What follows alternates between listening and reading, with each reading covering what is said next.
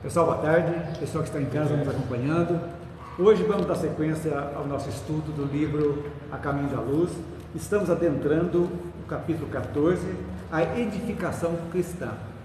Para os que estão vendo a primeira vez, antes de começar, nós vamos ouvir uma prece, depois nós iniciaremos o estudo. Marina, faz a prece para nós.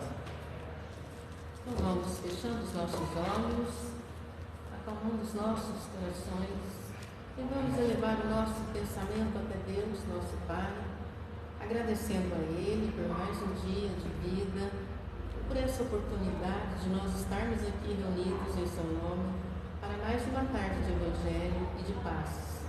Vamos agradecer a espiritualidade amiga que preparou para nós esse ambiente com tanto carinho, aos nossos anjos guardiães que não desistem de nós.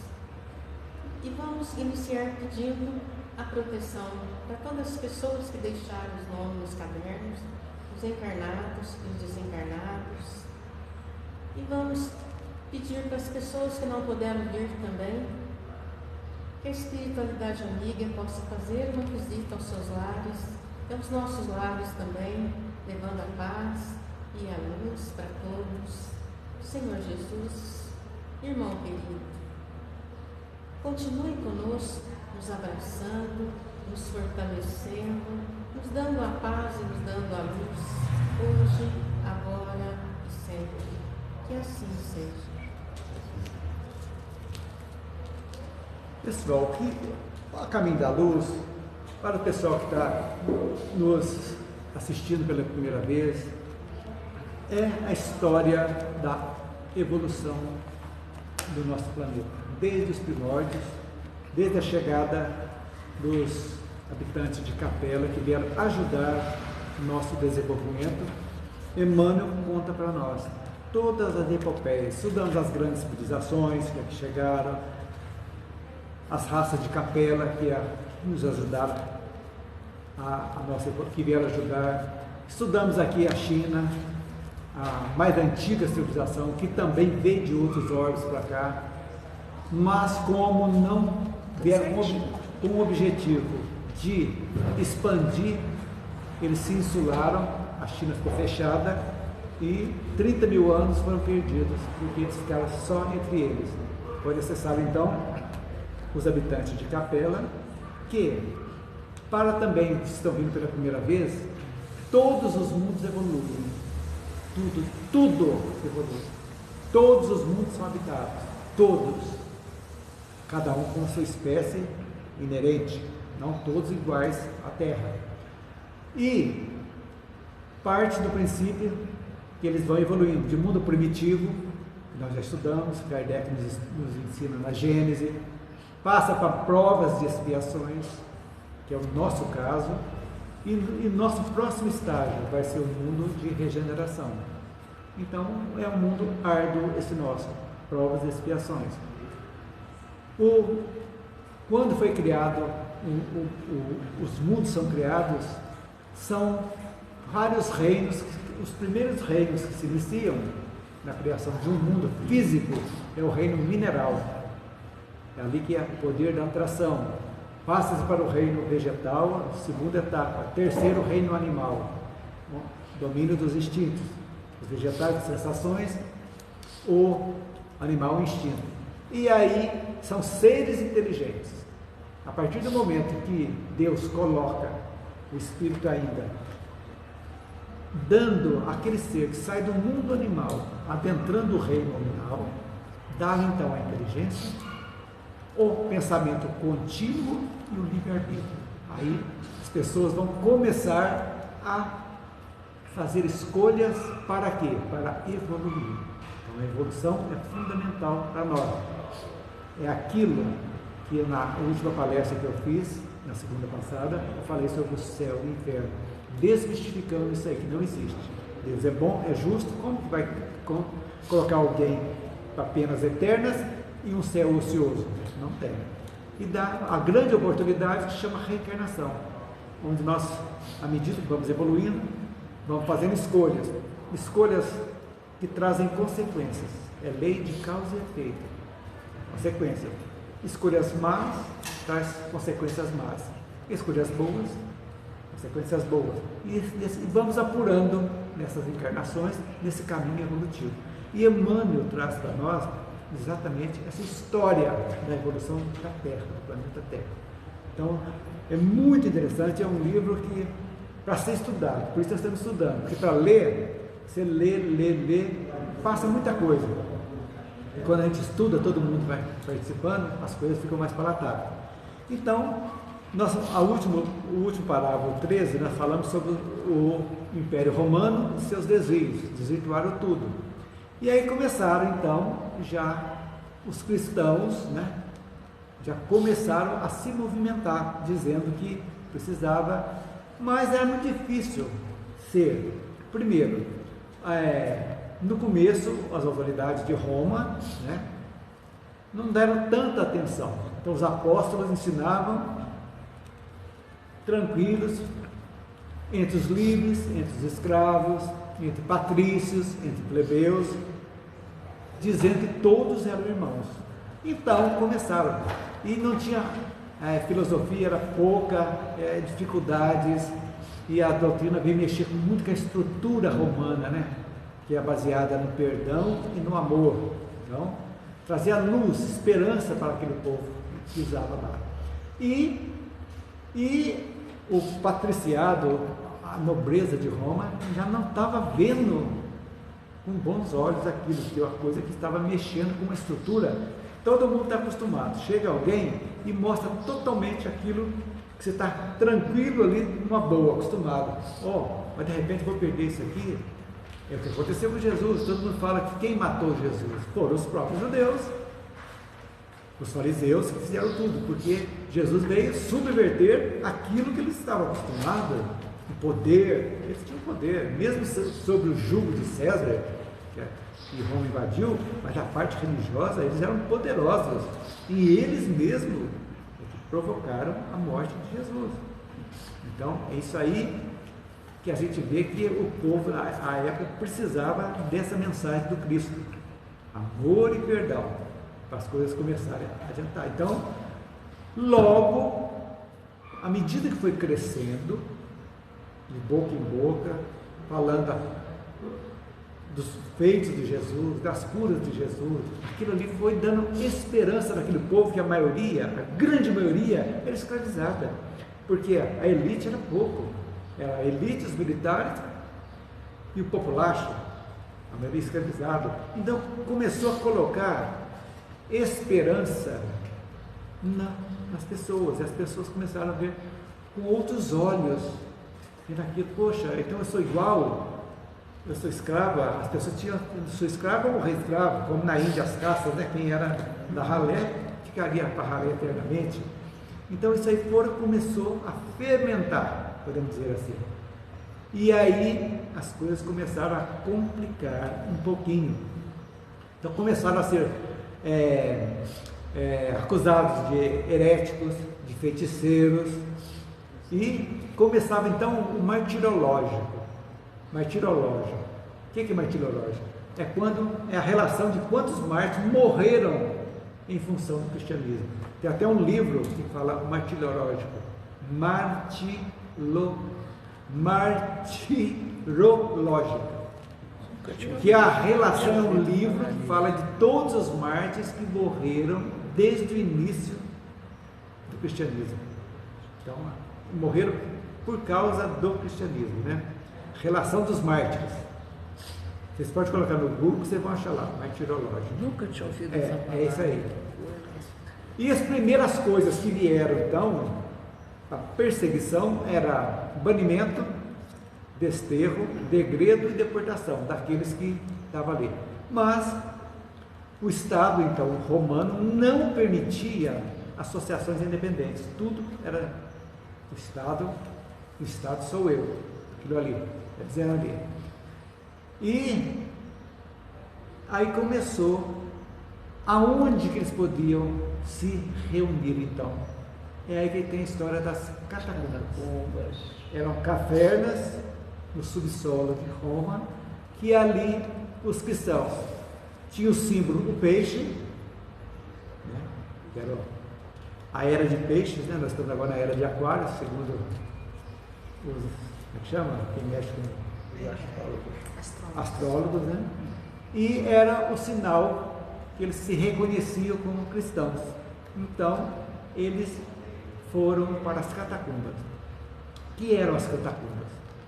Era um conjunto de galerias e salas que eram escavadas no subsolo para sepultamento.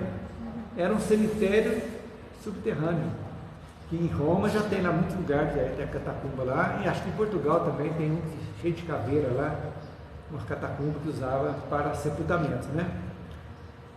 E foram construídas pelos cristãos em Roma no século I ao século IV, elas usavam por isso. Então, depois de Cristo, era usado para evitar as perseguições, né? Era um lugar de culto, catequese e refúgio. Muitas pessoas moravam lá porque eram procuradas, perseguidas e ficavam, e ali os que saíam traziam comida, tudo ali, era uma comunidade cristã. Agora, vamos ver então os primeiros, os atuais cristãos sob a ótica espírita, para a gente entender. Primeiro, a abnegação e o sacrifício dos primeiros cristãos, abnegação e sacrifício, foi uma demonstração de amor por Jesus Cristo. Que as pessoas, a crença era tão forte, aquilo ali era uma energia tão grande que saía, e eles eram tão ajudados, que eles saíam para as feras, eles saíam cantando, aquilo ali sublimado, e conta-se que a maioria desses espíritos, antes da primeira mordida, ou antes da primeira fogueira, os espíritos já eram retirados, não sentiam dor. Por quê? Porque a espiritualidade tirava, eles não sentiam aquela dor. Tal é a fé, a confiança e a ligação. É aí que a gente vê, que a gente fala hoje da vibração, né? A energia vibratória que cada um tem, o campo vibratório de cada um de nós. Quando nós nos conectamos à luz, é uma coisa fantástica, é uma ligação de duas mãos, vai e volta, você recebe energia e automaticamente doa energia. Então isso aí é fundamental. Aí é a ciência espírita explicando a filosofia. Então quanto mais pensamentos negativos você mergulha no sentimento de culpa, de raiva, de apego, de coisas, de perdas, não compreendendo aquilo que é uma coisa natural e se revoltando, o que acontece? A vibração mental nossa vai criar um campo magnético propício para que espíritos inferiores venham e acoplem em nós, nos incentivando a negatividade. O que precisa fazer? Nós revertermos através da meditação e da prece sincera. Não a prece dos lábios, a prece do coração. A prece do coração é vibração, é totalmente diferente de uma coisa que você, como na igreja católica, pega decorada e você está falando, não está ouvindo, não está sentindo, nem pensando. Nem pensando. Às vezes está falando, mas está com a cabeça. A prece automática. Então a prece caminha. Então a prece é vibração. Quando você vibra, a energia já está mandando aquela energia é recebida. Outra coisa, nós nunca estaremos sozinhos e nunca estamos sozinhos. Isso é muito bom e importante a gente fazer. Ora estamos com as trevas, com espíritos. Com algum dos espíritos a gente está. Ou bons ou ruins, exatamente. Mas está. E é muito simples, quando você começa com um pensamento negativo, que não é seu, vem uma coisa que você não está acostumado com aquilo, e começa, daqui a um pouquinho você está pensando de novo. A ideia só vai crescendo. Opa, isso não é meu, por que eu estou pensando isso aqui? Isso não é meu, é a influência chegando. Então a tristeza, as depressões, a ansiedade, tudo isso tem. O primeiro passo somos nós, que nos fechamos e sofremos. E o segundo passo, que espíritos oportunistas podem nos influenciar também. Isso é um fato também. Isso aí é que a gente, no dia, agora vocês falam assim, eu sou espírita, nunca acontece comigo. Lógico que acontece com todos nós. Todos nós temos perda, temos angústias, passamos momentos difíceis. O que não pode é que uma emoção rápida torne-se um sentimento negativo. Aí é ruim. E eu acho assim, é o sofrer sem revolta. Nem não é sofrer, é compreensão do sofrimento. Porque aí você tem que compreender a razão daquele sofrimento. Porque quando você compreende, aí que entra a abnegação, que você fica, aquela compreensão, fala, poxa vida, eu estou sofrendo hoje. Vamos voltar nos atributos de Deus, lá no livro de Espírito. Primeiro, não precisa nem colocar os outros, bondade e justiça. Ele é bom e justo, não quer ninguém. Então, se ele é bom e justo, ele não vai desejar o mal para mim, ou para quem quer que seja, concorda? Não vai desejar o mal. E é justo. O que ele deu para nós, que eu falei há pouco? O livre-arbítrio e, ao mesmo tempo, a responsabilidade das nossas escolhas, que é a lei de causa e efeito. Não tem acaso, tem consequências.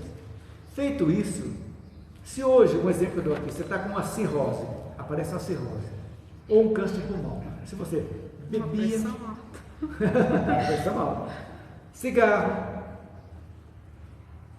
bebidas, veio. Aí você fala assim, Deus está me castigando, me deu uma cirrose. Cirrose. É Deus ou você que procurou? E seu organismo está refletindo uma escolha que fez em você. Então, feito isso, a gente acalma. Aquilo é muito importante, eu gosto muito da oração da serenidade, que o AA nos tem lá. Pedir, né? Que eu possa mudar aquilo que possa ser mudado e aceitar aquilo que eu não posso mudar. E a sabedoria passar a distinguir um do outro. Então, aquilo que me fez mal, eu tenho que ter a sabedoria disso aqui, compreender, eu vou mudar. Feito isso, as coisas acontecem, você se modifica. Esse é evoluir. Quando você se arrepende, segue em frente, você está evoluindo.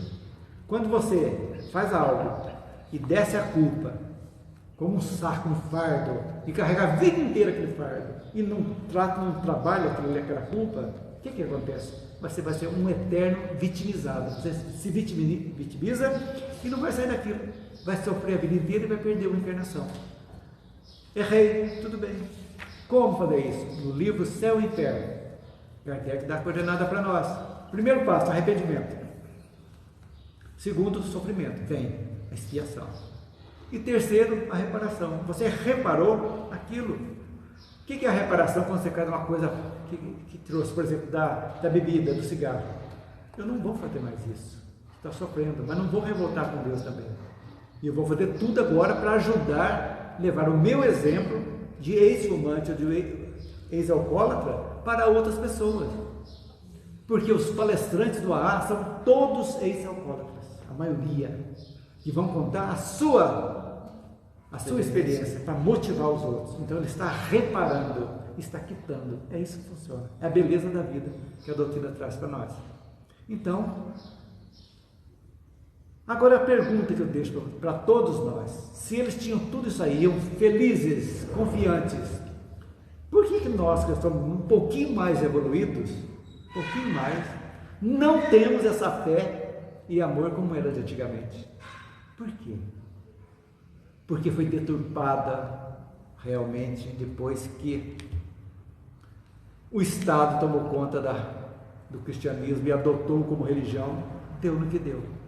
Criaram hierarquia, ritualística, tudo isso aquilo ali, poder, guerras, patrocinaram, tudo em nome de Jesus. Dá no que dá. Lembra da lei que nos rege, causa e efeito. Não podemos esquecer nada na vida. Uma primeira coisinha que você faz, um pensamento, uma palavra, uma atitude, vai ter uma consequência, boa ou má. Isso é um fato. Quando você aprende, espíritas, amai-vos, instruí-vos, essa instrução que o Espírito de Verdade traz para nós é a instrução moral, para que nós compreendamos a nossa vida, aceitemos aquilo que não pode ser modificado e modificar aquilo. Por que temos que modificar? Para os que estão vendo pela primeira vez, desde a primeira encarnação nossa, quando nos tornamos princípio inteligente, seres inteligentes, éramos princípios, tornamos seres inteligentes, Nós fomos fazendo escolhas, desencarnando, voltando, e fomos adquirindo uma bagagem. Cada um de nós tem uma bagagem espiritual de toda a nossa existência. Essa bagagem tem virtudes, como também tem imperfeições. As virtudes, você vem para aprimorá-las. Você já era um pouquinho bom, você vai se tornar melhor na encarnação. E as imperfeições para serem eliminadas. E é assim que vem muitas doenças congênitas, que vem nasce, problema de síndrome de Down, que são coisas passadas, autismo, são todas da nossa bagagem que precisam ser, no grupo familiar, sejam credores e devedores, se acertam para seguir adiante e evoluir, eliminando. Essa é a função da encarnação, evolução.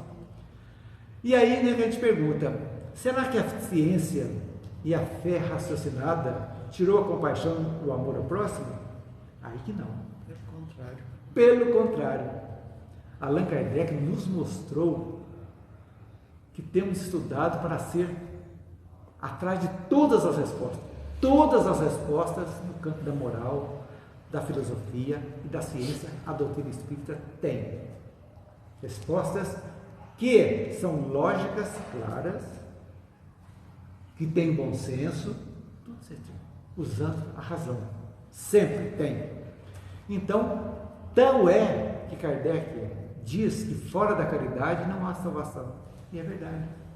E nós sabemos que você fala sempre, eu falo sempre aqui na questão 886 do Livro dos Espíritos, que eu acho que todos nós precisamos decorar, que é a definição de caridade. 886. Lendo para os que não tiveram, só o primeiro. Qual o verdadeiro sentido da palavra caridade? Como entendia Jesus? Benevolência para com todos, bondade,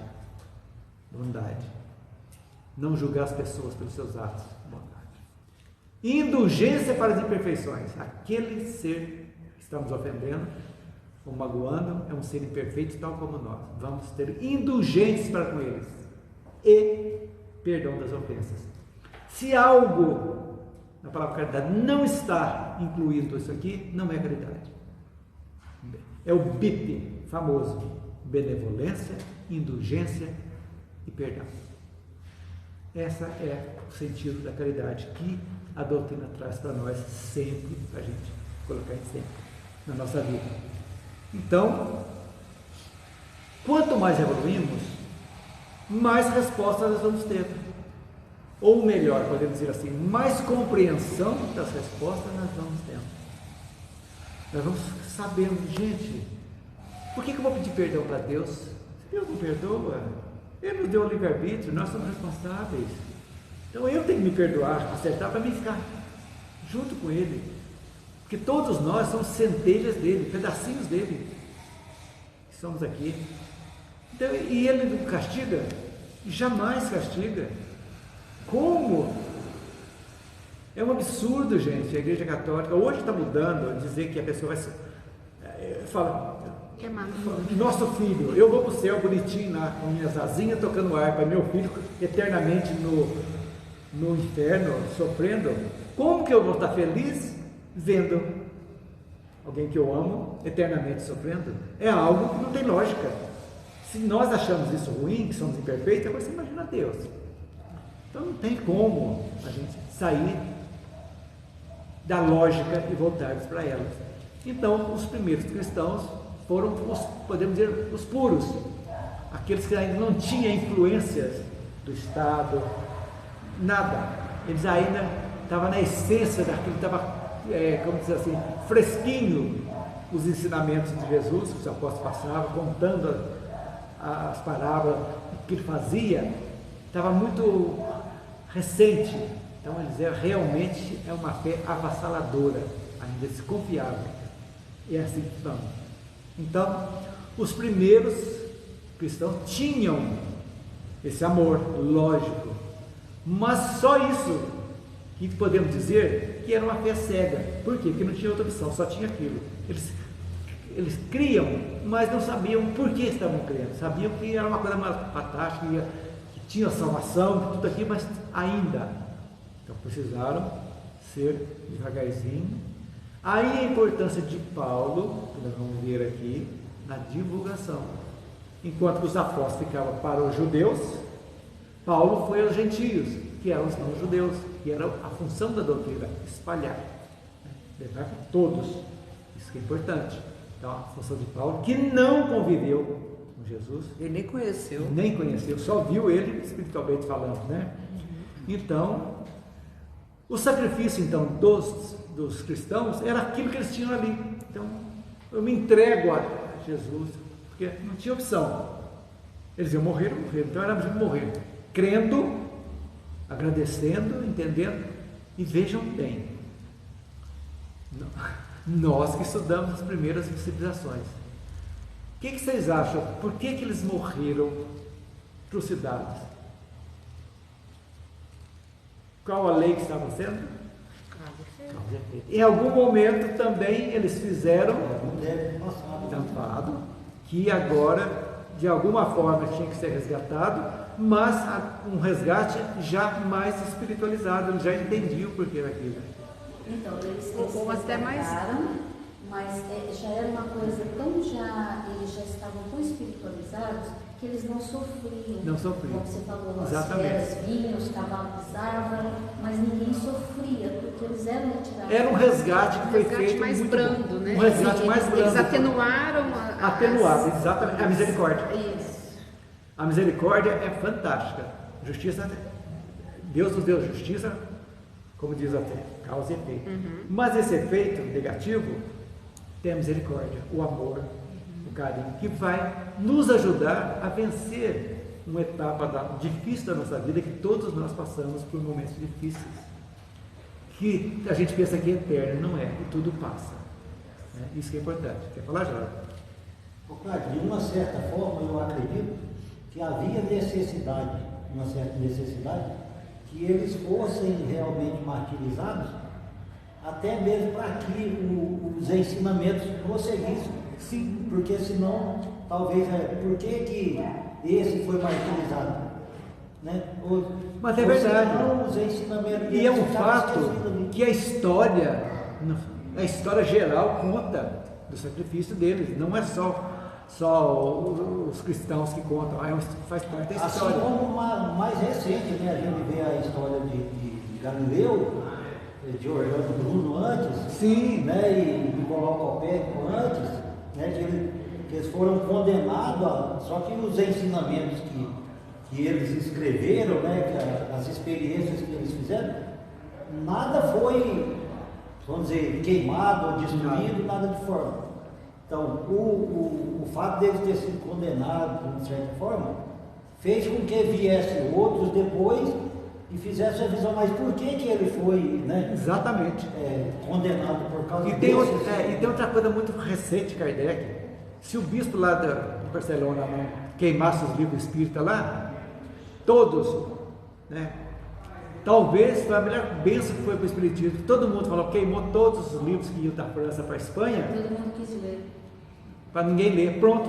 Bombom. Aguçou a curiosidade. Porque, apesar de ter já acabado a Inquisição, né? Foi um ato inquisitório. Um ato de inquisitório. Exatamente. Então, e aí... Tem uma coisa assim que eu penso, sabe? Eles não gritavam. Por isso que se diz que eles não sentiam dor e tal.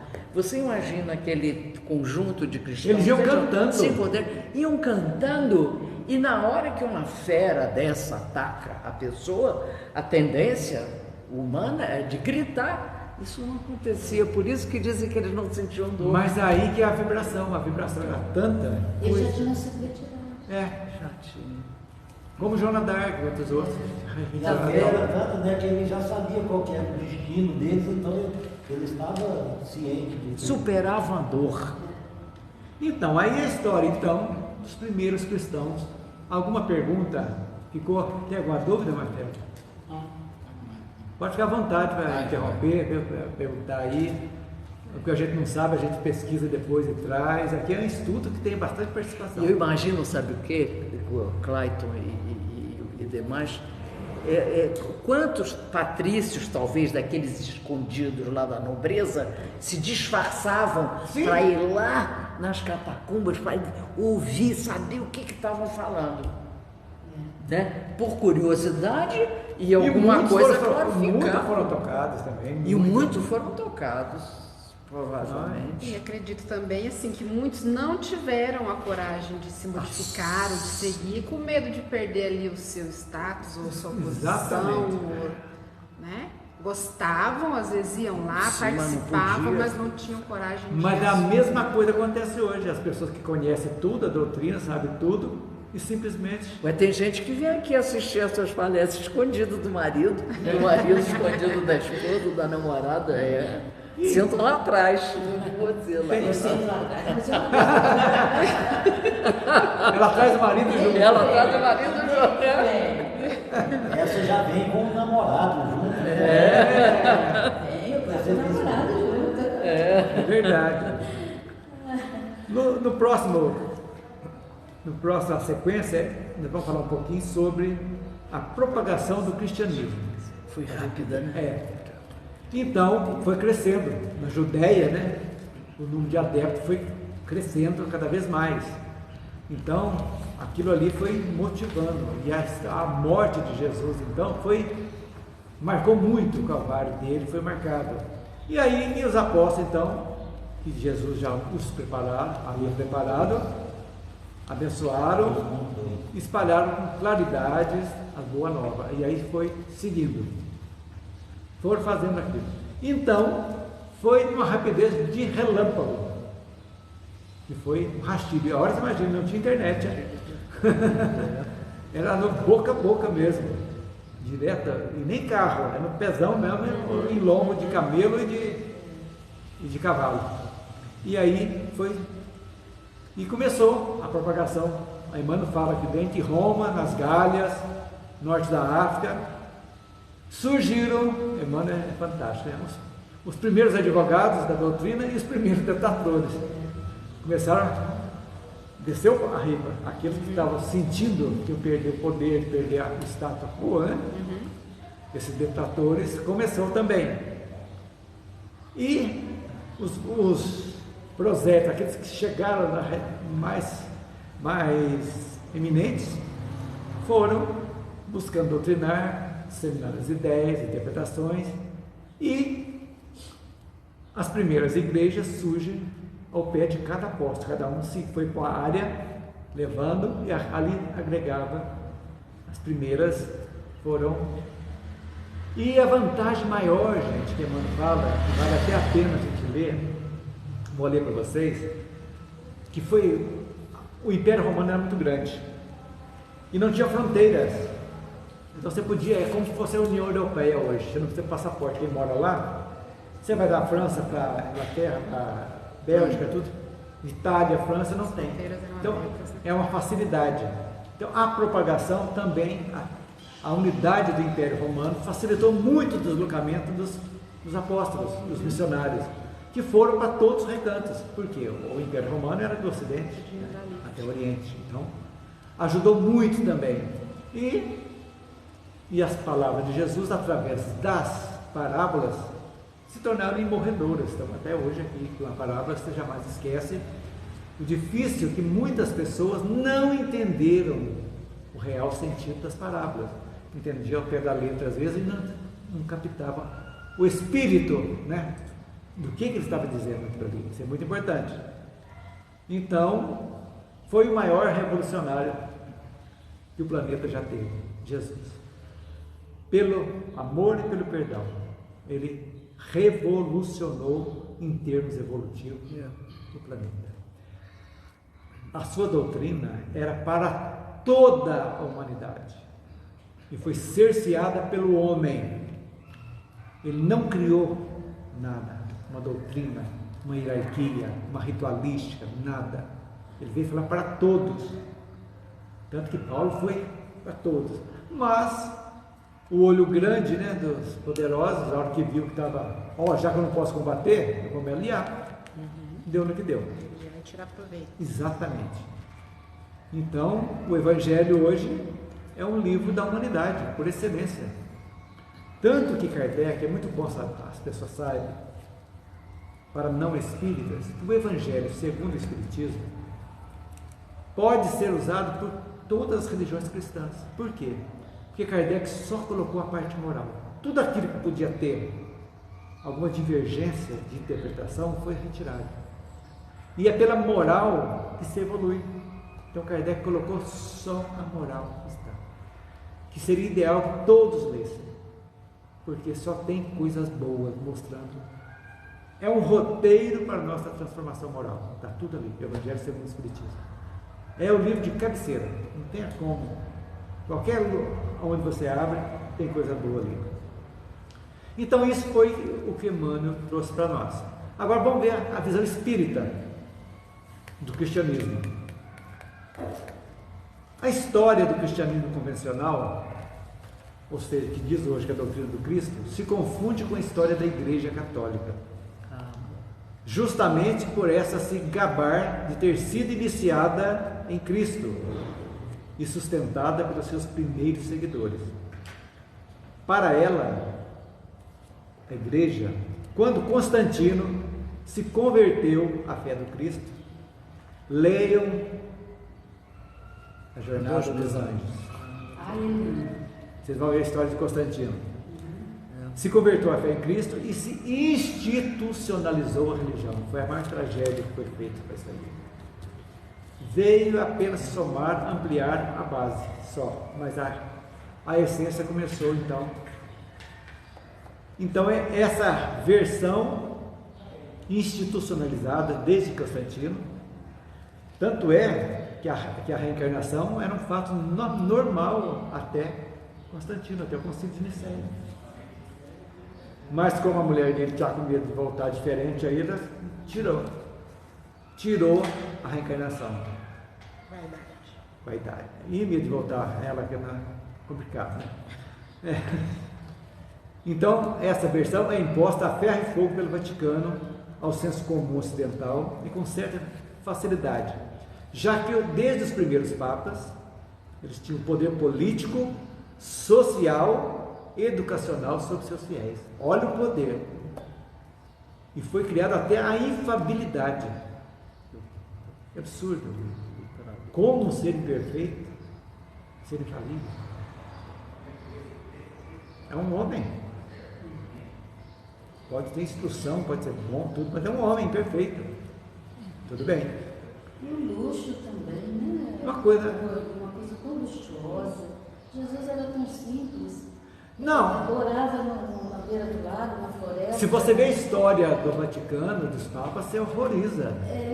Teve até papisa, teve Lucrécia Borgia, eram bacanais, eram dados para cá, o título é dado, é tirado. Teve uma época que foi para a França, que briga, tinha um papa na França, outro em Roma. Virou disputa de poder. Então hoje nós podemos facilmente apurar como foi deturbado o registro histórico da evolução do cristianismo. Deturbado. Vemos o quanto o catolicismo se diferenciou dos cristãos primitivos, que acabamos de falar. Totalmente diferente. Como que eles eram chamados? Irmãos do caminho. Eram irmãos do caminho. E aonde eles se reuniam, chamava-se Casa do Caminho. É a casa de Pedro. Então, o nascimento da Igreja Católica se deu quando os romanos se apoderaram da crença daqueles judeus convertidos. Aí que começou. E na continuação da cultura dos apóstolos. Que os católicos, eles dizem, são sim a continuação da tradição romana e não da tradição dos primeiros cristãos. Da tradição romana. Já não entendi isso, então. Os católicos foram criados depois que foi criada a Igreja Católica. Não quer dizer que eles eram não seguiram os romanos, os cristãos primitivos. Foi já a institucionalização da Igreja, dali que nasceu o catolicismo. Isso talvez apostólica romana. Romana, exatamente. Por isso mesmo, pactuantes e com os 3 séculos da nefasta perseguição contra os cristãos primitivos. Depois de 3 séculos, nos pegaram tanto. Gente, sem partidarismo, nós estamos estudando história da humanidade sob a ótica espírita. A evolução do planeta Terra teve um atraso de 1000 anos, desde que aconteceu esse tomada de conta que o Estado fez e colocou o poder, colocou a inveja, tudo, e a evolução moral não ficou para trás. Gente, nós vamos estudar aqui as Inquisições, que é absurdo! Foram 3 a 4 séculos de Inquisição, onde as pessoas não podiam se manifestar. Se tivesse um gato preto, já era bruxa, ia para a fogueira, era banido, em nome de Jesus. Um espírito, o espírito mais puro que já chegou na Terra, veio trazer o amor, mostrar, exemplificar, não é para escrever, não, ele veio exemplificar. Conseguiram fazer isso. Vamos tomar a Terra Santa. Por que eles vão fazer com terra? Porque Jesus esteve lá. As cruzadas. Foi provocar. Para que provocar? Está aí até hoje o reflexo, causa e efeito. Mataram, morreram, está aí. Até se acertar. Será que Jesus queria isso? Século XX, protestantes da Irlanda do Norte e católicos se matando em nome de Jesus. Por isso que o Consolador prometido por Jesus está na doutrina espírita. Ele não falou numa pessoa, ele ia enviar o Consolador, que iria explicar tudo aquilo que ainda não pudesse ser entendido. E, final do século XIX, chegou a doutrina exatamente para explicar. E explicar isso. Então, é preciso enfatizar isso. As raízes católicas não estão nos judeus cristãos arrebanhados pelos romanos, mas nos romanos que arrebanharam os judeus cristãos. Eles que fizeram a estrutura da Igreja Católica atual, do cristianismo, que eles se diz dono do cristianismo. Tanto que tinha um dogma da Igreja Católica que era fora da Igreja não há salvação. Quando Lutero regaçou tudo aquilo lá, ele foi excomungado, porque não aceitava. Tiveram guerras terríveis.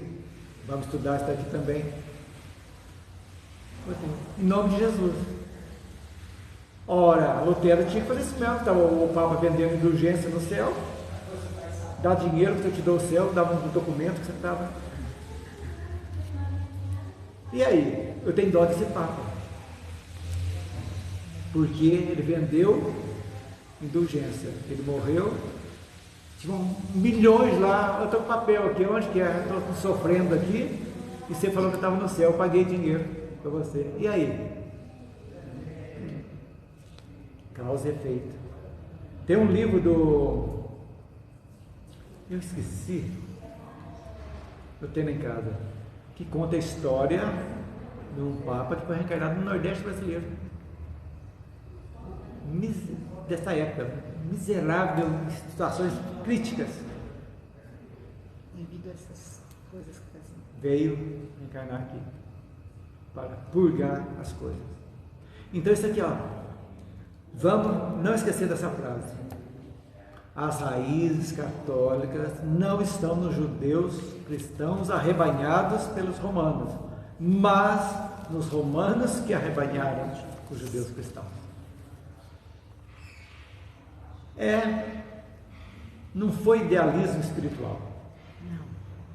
Interesses Foi. políticos. Políticos mesmo, de poder. E Constantino. E nesse livro, A Jornada dos Anjos, fala das reencarnações dele. Todas.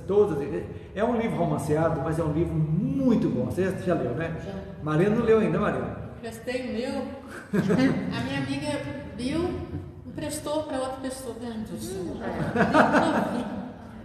Eu recomendo. É um livro Então, eu gostoso falei para de ela, não tinha ler. lido ainda, mas eu deixei. A Talena fez muito bem para ela. Tá bom, o filho. tá ótimo. É aquela que tem um filho, que é do Eros. Tá certo. Mas que entendeu muita coisa. Então, então ele prestou, né? Porque se voltasse.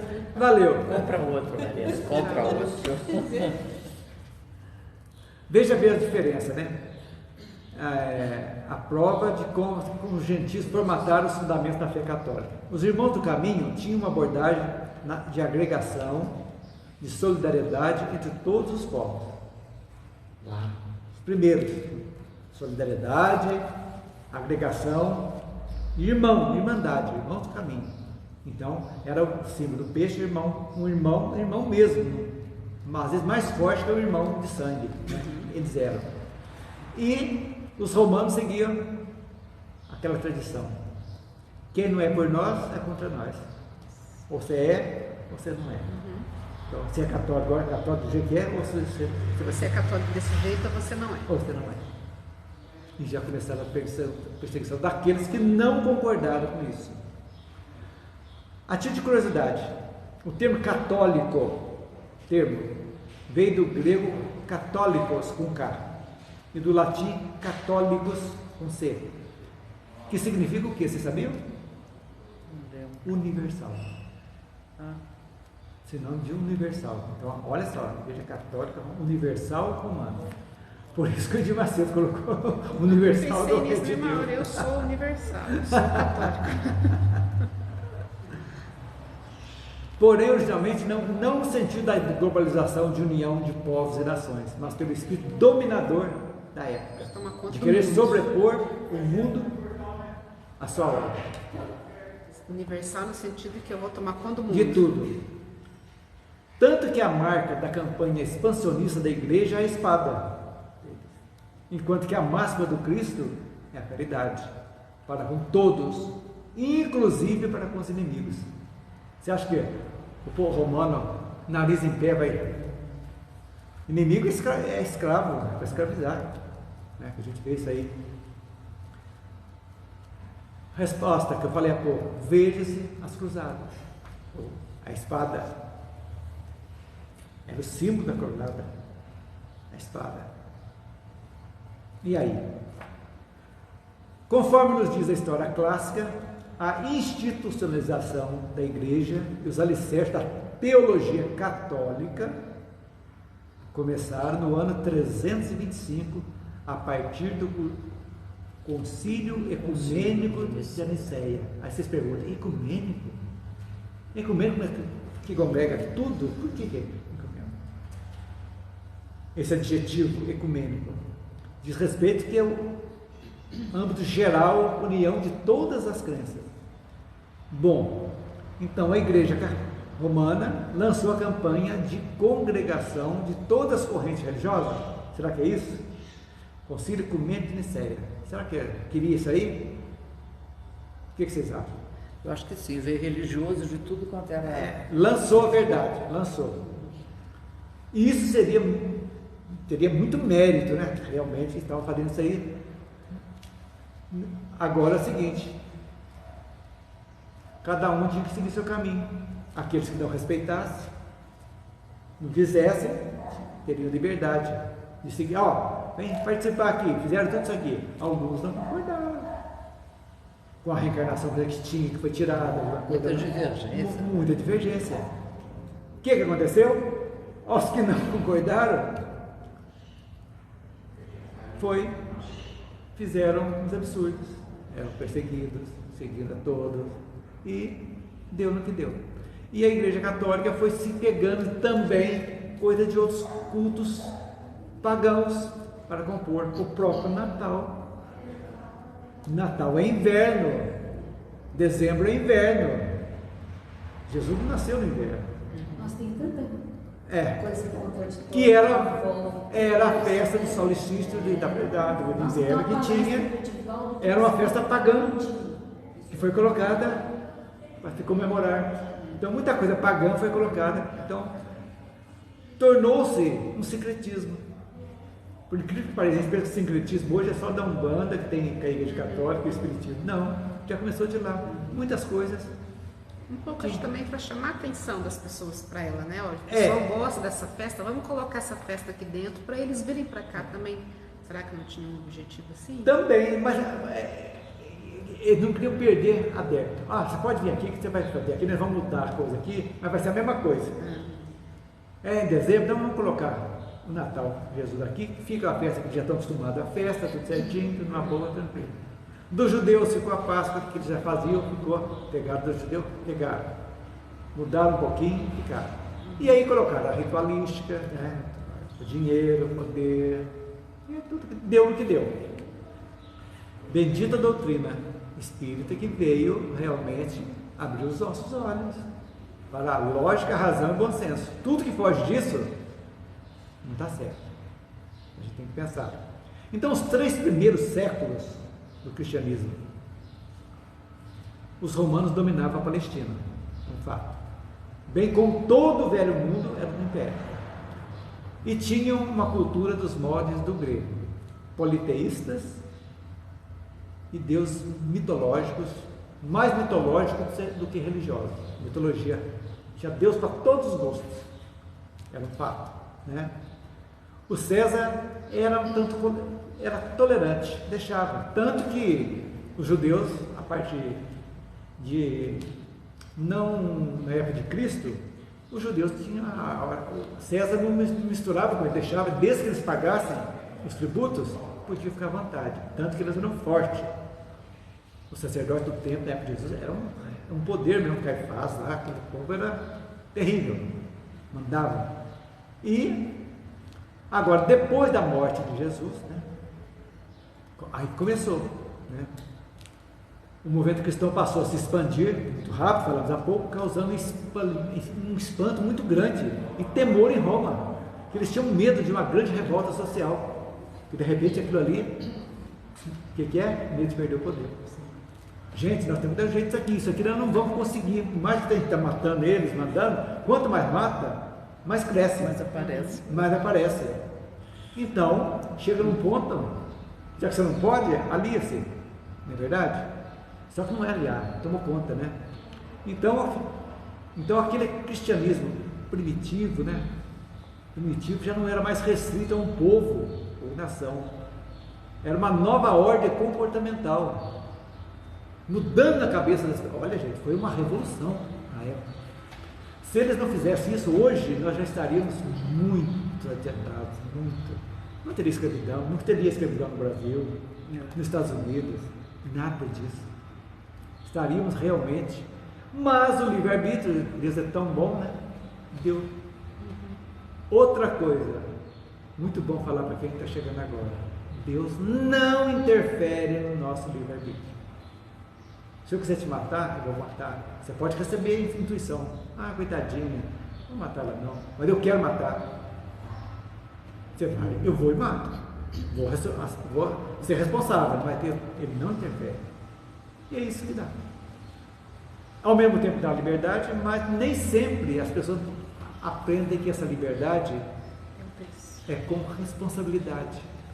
Você vai fazer algo que você vai se tornar responsável por aquilo que você fez. É isso que a gente... Quando você compreende, aí fica mais fácil a caminhada. Não tenham dúvida disso, né? Então, os apóstolos e demais discípulos mantinham a base comunitária em Jerusalém. Vai lá. E de lá coordenavam e saíam as campanhas missionárias. Esse recinto era conhecido como Casa do Caminho, ali há pouco. Era denominado Irmãos do Caminho. E muitos espíritos, a de Valdo lá chama Mansão do Caminho, né? Muita coisa fala, Irmão do Caminho. Quando surgiu o apelido cristão? Surgiu em Antioquia. Não foi com Lucas? O médico? Eu acho que foi. Vamos ver aqui, ó. Atual Antakya, na Turquia. Foi lá onde o apóstolo Paulo pregou o seu primeiro sermão, depois do episódio A Estrada de Damasco. Foi lá. Então surgiu naquela região, alguém foi lá e surgiu cristão. Surgiu na Antioquia. Hoje chama lá atual Antakya. Antakya lá em cima. Norte. Olha que os irmãos do caminho, gente, que se não era mesmo a pureza bonita, faziam voto de pobreza, simplicidade, tinham o suficiente, nada disso, partilha de bens, materiais, de obra, um ajudava o outro, sempre. Humildade, caridade eram as palavras de ordem daquela verdadeira igreja cristã. Aproveitamos para lembrar, a palavra igreja significa assembleia, grupo, comunidade de pessoas simpáticas à causa do Cristo. Isso é igreja, não a estrutura física. Congregação. Pedro exercia sua autoridade como chefe dos apóstolos, de acordo com os desígnios do mestre Galileu, procurando ser aquele que mais serviu. Em nenhum momento construiu para si um assento, um trono, jamais. Nada melhor que os outros, em contraste com o modus operandi dos católicos, né? Que é luxo total. Não sendo perfeito, também esses bandeirantes cristãos sofriam a influência do meio, por exemplo, do judaísmo. Quais exemplos? A circuncisão, que os bebês do sexo masculino eram circuncisados assim no nascimento. E no começo, até o ano 50, os próprios cristãos continuaram com esse caminho, eu não sabia disso, estudando. Então, no ano 50, que essa exigência foi tirada como um dogma cristão, que não tinha nada a ver, que era realmente uma ritualística, que o homem tinha o bebê do sexo masculino tinha que ser circuncisado, tirado o prepúcio. 50 anos, até que caiu a ficha que viram que aquilo ali não tinha nada da necessidade que estava ali. E quando que começou a perseguição romana? Realmente dura, com Nero, a partir do ano 64, depois de Cristo. Eles começaram a decair depois dos anos 70, 75, Roma começou a... Mas depois, aí, oficialmente, em 112, aprovar de novo. Faz parte, olha, dos 3 séculos, 112, já estava no século II. Continuava. E continuou contra Marco Aurélio, Décio Valeriano e Diocleciano, todos os maiores imperadores. Que eles acusavam falsamente, né, vimos há pouco, de superstição, de crimes contra o império. Eles eram sentenciados à decapitação. Isso era outra novidade. Quem era cidadão romano não era jogado às feras nem queimado, era decapitado. Ave Maria. Não sei qual que é pior. Pois é. E os demais eram jogados para as jaulas dos leões, ou se tivesse um padrinho, ia vendidos como escravos. Essa coisa de ir para o circo romano é humilhação, humilhação mesmo, né, diante de uma plateia. Então, gente, não obstante tudo isso aí, os crentes do Cristo se multiplicavam incontrolavelmente. E a perseverança deles conservou as tradições do caminho, até serem abocanhadas pelo Império Romano. Lamentavelmente, é isso que aconteceu. Então, 3 horas, hoje é 1/12, nós terminamos aqui, e a semana que vem nós vamos ver a redação dos textos e a missão de Paulo. Muito bonita, muito bonita. Alguma pergunta, gente? Ficou alguma dúvida? A história, eu amo de paixão a história, né? Então, às vezes eu me empolgo demais aqui, mas Não, pode empolgar que a gente empolga juntos. Porque isso aqui é para a gente entender o que nós estamos fazendo aqui. Isso é o mais importante, nós vivemos lá, gente. Passamos na nossa bagagem, tem muita coisa aí. Tem resquícios na nossa personalidade que trouxemos muito dessas vidas. Fomos perseguidos, fomos perseguidores. Talvez por esses resquícios que muita coisa que aconteceu aí continua acontecendo até hoje. Por falta dessa coisa de aceitação daquilo que não pode ser mudado e você mudar aquilo que pode ser mudado. Porque nós temos tudo, conhecimento é para quê? Para que você se mude, se modifique. Então, a convenção da verdade, a verdade liberta, é realmente liberta. Mas tem que ser uma coisa lógica, que tem bom senso e razão. É o tripé da doutrina espírita. Lógica, razão e bom senso. Não podemos sair disso. E o resto... Agora, moleza, meu querido. Enquanto nós estivermos aqui, nesse mundo de expiação, vamos fazer tudo para que nós possamos continuar aqui quando a frequência da Terra passar o mundo de regeneração. Aqueles que não tem jeito vão sair, vão para mundos primitivos, ou continuar em mundos de expiações, e os que aqui ficarem vão seguir adiante. Esse é o nosso objetivo. É tão bonito a gente estudar a história sobre a ótica espírita. É outra coisa. Eu nunca imaginei que eu pudesse chegar a esse ponto. Que beleza. Esse livro é um livro fininho, olha quanta coisa. Faz 8 meses nós estamos aqui, fizemos Não tem tempo. 14 capítulos, metade ainda. Quanta discussão, quanta coisa boa surgiu aqui. Ok? Pessoal, nós vamos encerrar agora. A Elisângela vai fazer a prece para nós. E já me despeço aqui, até a próxima aqui. Então vamos fechar os nossos olhos e agradecer a Deus pela oportunidade de estarmos aqui novamente reunidos para aprender um pouco mais sobre a história desse nosso planeta que Jesus e a espiritualidade preparou para a gente. Vamos agradecer ao Pai pelo Consolador prometido que Ele nos enviou para abrir os nossos olhos, para clarear a nossa mente e nos mostrar um caminho novo para a nossa evolução. Vamos pedir à espiritualidade que fluidifique a água que vamos beber aqui, a água que você vai beber aí na sua casa, que seja colocado nela todos os remédios necessários para a nossa cura, a cura do nosso corpo, a cura do nosso espírito, que essa água abrande todas as nossas aflições e nos fortaleça para continuarmos na nossa caminhada. Que possamos levar essa luz boa que estamos sentindo neste momento até os nossos lares, os nossos parentes, os nossos amigos, no nosso trabalho. Que possamos levar a luz a todas as pessoas que necessitam dela. Que possamos sempre estar perto do Pai, que possamos sempre evoluir, que possamos sempre caminhar nos seus ensinamentos. Obrigada, Jesus. Que assim seja. Que assim seja.